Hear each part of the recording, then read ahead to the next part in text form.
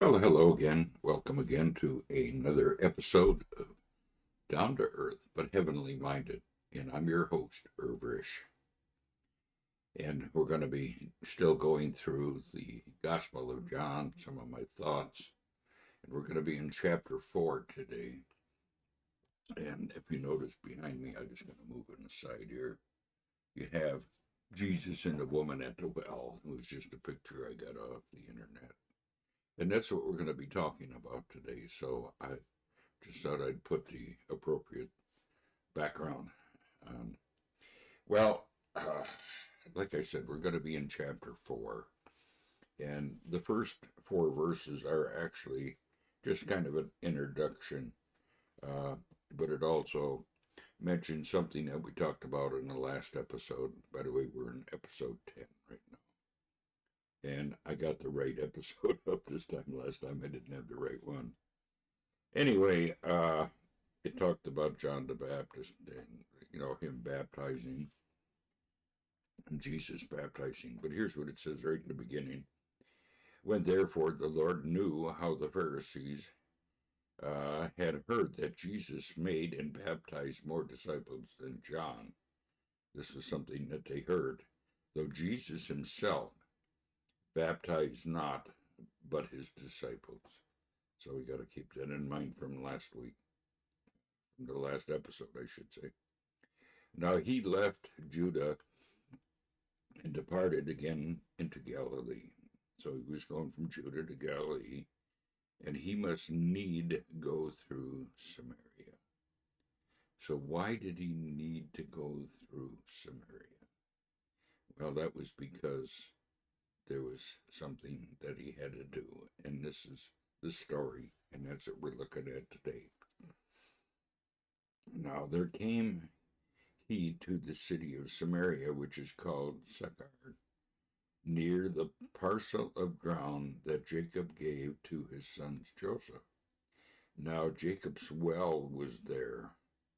Jesus, therefore, being weary with his journey, and this is very important, sat thus on the well and was about the 6th hour. So it kind of gives us an idea.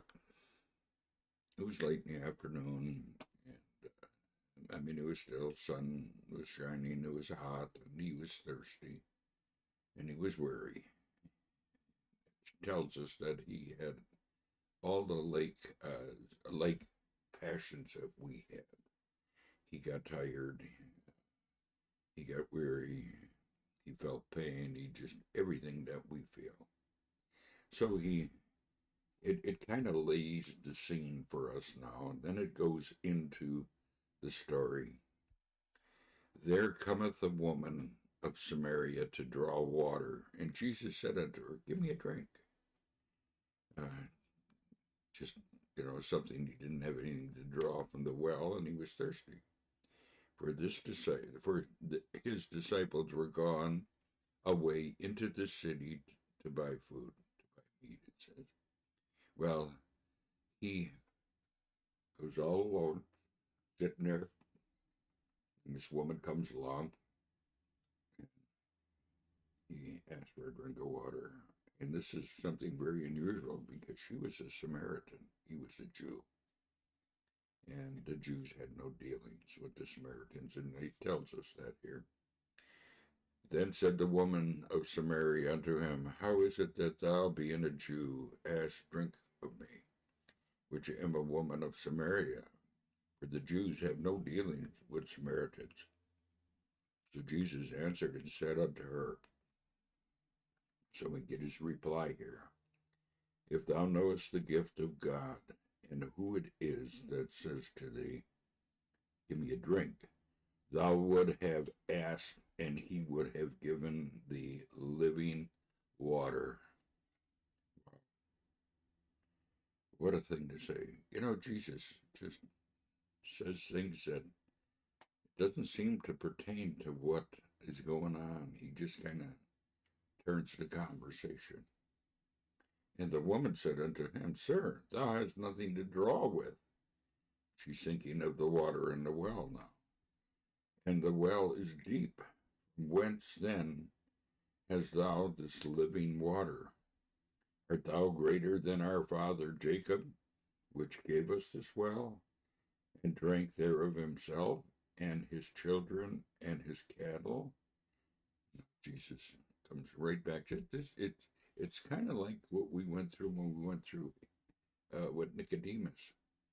These encounters and conversations are very important. And Jesus answered her, or said unto her, Whoever drinks of this water shall thirst again, but whoever drinketh of the water that I shall give him shall never thirst, but the water that I shall give him shall be in him a well of water springing up into everlasting life. Wow. Isn't that something? And his conversation goes on, and the woman says unto him, Sir, give me this water, that I thirst not, neither come hither to draw.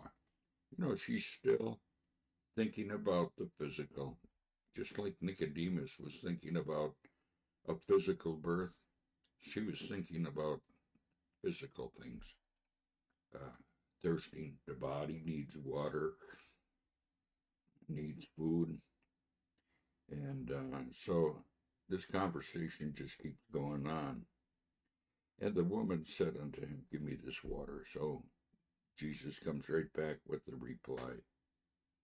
And Jesus said to her, changing the subject completely now, Go call thy husband and come hither. He knew who she was and what kind of woman she was. And the woman answered and said, I have no husband. And Jesus said to her, Wow, and this is quite unique. Thou hast well said, I have no husband, for thou hast had 5 husbands, and he whom thou now hast is not thy husband. In that saidest thou truth. So the Lord is telling her life right here. He knows all about her. And she all of a sudden realized there's something different about this man. And the woman said unto him, Sir, I perceive that thou art a prophet. Our fathers worshipped in this mountain, and ye say that in Jerusalem is the place where a man ought to worship.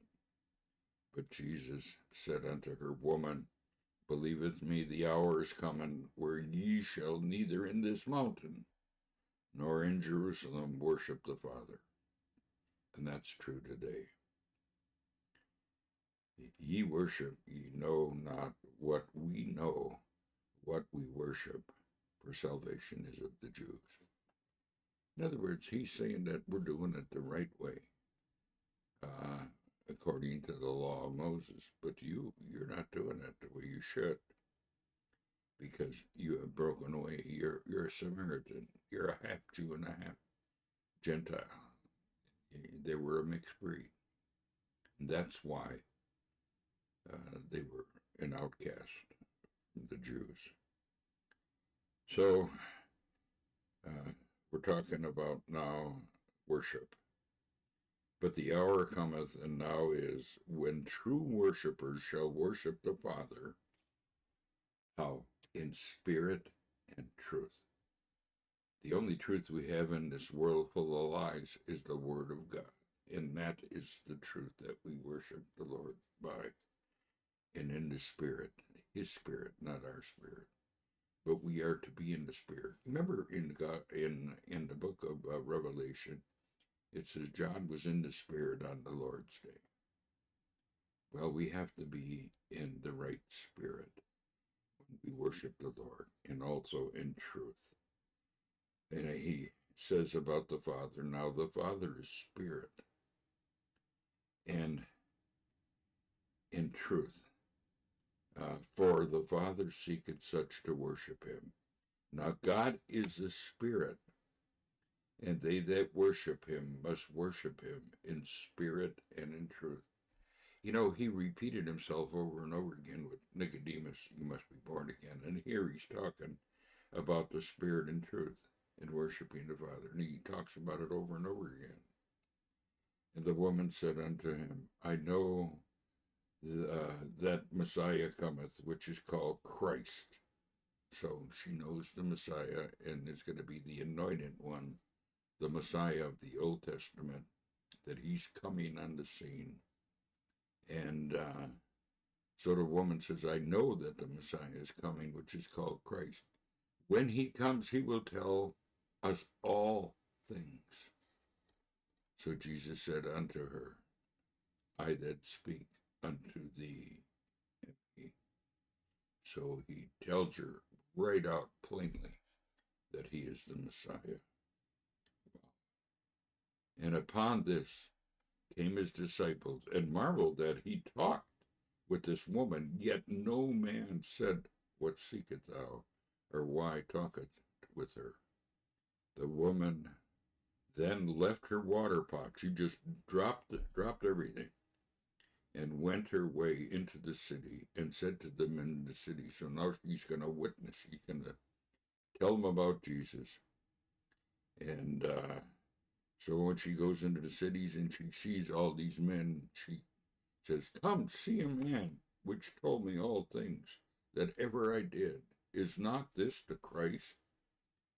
Then they went out of the city and came unto him. So now she's bringing all these men unto the Lord. And here she was basically a prostitute.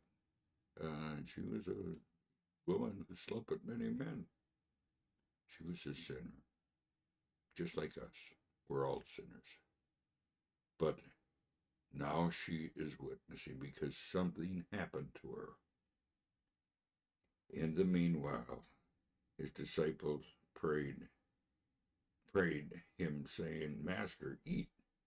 But he said unto them, I have meat to eat that ye know not of. He had food, something that they wasn't aware of. And that was spiritual food that he was given to this woman, and she was feeding on it. And he says right out what he was doing. But then his disciples said, Therefore said his disciples one to another, Have any man brought him aught to eat? And Jesus said to him, My eat, or my food, my meat, is to do the will of him who sent me, and finish his works. That was his food right there, spiritual. Say not ye that there are 4 months, and then comes the harvest. Behold, I say unto you, lift up your eyes, and look the fields, for they are white, ready for harvest. And he that reapeth receives wages, and gathers fruit into life eternal, that both he that soweth and he that reapeth may rejoice together. So putting the seed in spiritually and reaping the harvest is all going to be the same. And herein is the saying true, one soweth and another reapeth. I send you to reap that whereon ye bestowed no labor. Other men labored, and ye are entered into their labor. Well, I'm going to just kind of close here with this. So we see that many of the Samaritans of the city believed on him for the saying of the woman, which testified, He told me all that I ever did. So when the Samaritans came and were come unto him, they besought him that he would tarry with them, and he abode 2 days. And he must have did a lot of work, and a lot of people probably came to know who he was. And many more believed because of his own words. And said unto the woman, Now we believe, not because of thy sayings, for we have heard him ourselves, and know that this is indeed the Christ, the Messiah, the anointed one, the sent one, the Savior of the world. So these Samaritans came to the knowledge of who Christ was. The Jews were rejecting him. He came unto his own, and his own received him not. But the Samaritans were receiving him. So now after 2 days he departed thence and went into Galilee. And we're going to pick that up the next time we get together. So I'm going to leave that for now. Well, I don't know. Maybe we should just finish this chapter. This chapter is not that long. And then when he went into Galilee, for Jesus himself testified that prophets have no honor in their own home country. And nobody wanted to listen to him when he went back home. And so we see that he's not received in his own hometown. So the Galileans received him after seeing all these things that he did in Jerusalem at the feast, where they also went into the feast. So Jesus came again to Cana of Galilee. So going back to where the wedding was, okay, where he made the water wine. And there was a certain nobleman whose son was sick.